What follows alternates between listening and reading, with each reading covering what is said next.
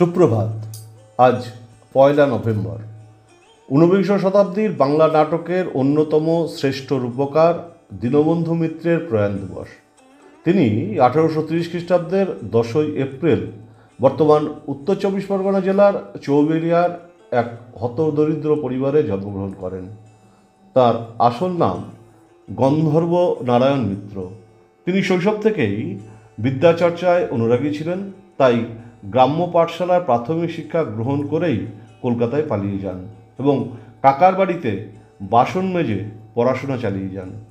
তখনই দীনবন্ধু মিত্র নাম গ্রহণ করে জেমস লংয়ের অবৈতনিক বিদ্যালয়ে ভর্তি হন এবং পরে কলুটোলা ব্রাঞ্চ স্কুল থেকে 1850 খ্রিস্টাব্দে স্কুলের পরীক্ষায় বৃত্তিসহ পাশ করে হিন্দু কলেজে ভর্তি হন। সেখানে প্রত্যেক বাৎসরিক পরীক্ষায় কৃতিত্বের সাথে বৃত্তি লাভ করে এবং বাংলা ভাষা সাহিত্যে সর্বোচ্চ স্থান অধিকার করে 1854 খ্রিস্টাব্দে কলেজের পড়া শেষ করেন। ছাত্রাবস্থায় 1853 খ্রিস্টাব্দে তিনি টিচারশিপ এক্সামিনেশনে কৃতকার্য হন। তিনি 1855 খ্রিস্টাব্দে পাটনায় মাত্র 150 টাকা বেতনের পোস্টমাস্টার পদে নিযুক্ত হন এবং ক্রমে পদোন্নতি হওয়ায় উড়িষ্যা, নদিয়া ও ঢাকা বিভাগে কাজ করার পর কলকাতায় সুপারিনটেন্ডেন্ট অফ পোস্টমাস্টার পদে নিযুক্ত হন। লুসাই যুদ্ধের সময় ডাক বিভাগের কাজে তিনি মণিপুরের কাছাড়ে বদলি হন। সেখানে তার কাজে সন্তুষ্ট হয়ে সরকার তাকে রায়বাহাদুর উপাধি প্রদান করেন। ঈশ্বর গুপ্তের সংবাদ প্রভাকর পত্রিকার কবিতার লেখার মধ্যে দিয়েই তার সাহিত্য জীবনের সূত্রপাত।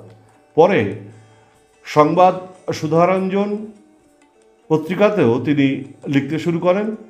তিনি 3টি গভীর রসের নাটক এবং 4টি প্রহসন লিখেছেন।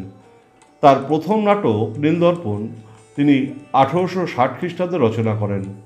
অতি নাটকীয়তার দোষে দুষ্ট হওয়ায় নাটকটি যথার্থ ট্র্যাজেডি হিসাবে গণ্য হয়নি, কিন্তু তার নীলদর্পণ নাটক নীলকর সাহেবদের অত্যাচারের বিরুদ্ধে সাধারণ মানুষের ক্ষোভ ও প্রতিরোধের প্রতীক, যা বাঙালির স্বদেশপ্রেম ও জাতীয়তাবাদের সূচনা করেছিল।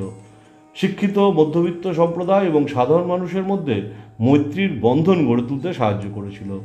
নাটকটি নীলকর সাহেবদের বর্বর চরিত্র উন্মোচন করে নীলচাষীদের ওপর নির্যাতনের জীবন্ত চিত্র তুলে ধরেছিল। তিনি তার দ্বিতীয় নাটক নবীন তপস্বিনী 1863 খ্রিস্টাব্দে রচনা করেন। নাটকটি একটি রূপকথার সদৃশ্য রোমান্টিক কাহিনী, যেখানে একজন গর্ভবতী রানীর ওপর তার সৎ মা ও দ্বিতীয় স্ত্রীর প্ররোচনা, তার সন্ন্যাসী জীবন গ্রহণ এবং ঘটনাক্রমে তার পুত্র বিজয়ের পিতৃপরিচয় উন্মোচিত হয় ঘটনা দেখানো হয়েছে। এটি একটি মিলনাত্মক নাটক এবং নাটকটি কৌতুক রসাত্মক চরিত্রের জন্য বিশেষ জনপ্রিয়তা লাভ করেছে। তৃতীয় নাটক কমলে কামিনী 1873 খ্রিস্টাব্দে লিখেছেন। নাটকটির মূল বিষয়বস্তু হল একটি রোমান্টিক প্রণয়মূলক কাহিনী, যা কাছাড়ের ঐতিহাসিক পটভূমিকায় একটি কাল্পনিক ঘটনার উপরে রচিত। তার প্রথম প্রহসন বিয়ে পাগল বুড়ো সমাজের প্রাচীনপন্থী এবং সংস্কার বিরোধী মানসিকতাকে ব্যঙ্গ করে 1866 খ্রিস্টাব্দে লিখেছেন। দ্বিতীয়টি সমাজের উচ্চ শ্রেণীর মানুষের চালচলন এবং কুপ্রভাবের প্রতি ব্যঙ্গ করে সধবার একাদশী তিনি 1866 খ্রিস্টাব্দে লিখেছেন। তৃতীয় নাটকটি জীবনের জটিলতা ও ললিত ও লীলাবতীর প্রেম ও বিবাহের সংক্রান্ত কাহিনী সম্বলিত লীলাবতী 1867 খ্রিস্টাব্দে এবং চতুর্থটি স্ত্রী প্রধান সমাজের জামাইদের বিড়ম্বনা নিয়ে জামাই বাড়ি 1872 খ্রিস্টাব্দে লিখেছেন। তার নাট্যধারায় তিনি হয়ে ওঠেন পরবর্তীকালের নাট্যকারদের আদর্শ স্থানীয়। অতিরিক্ত পরিশ্রমে স্বাস্থ্যহানিজনিত কারণে 1873 খ্রিস্টাব্দের আজকের দিনে তিনি মাত্র 43 বছর বয়সে মৃত্যুবরণ করেন। প্রয়াণ দিবসে বিশিষ্ট নাট্যকারকে জানাই বিনম্র শ্রদ্ধা ও প্রণাম। নমস্কার।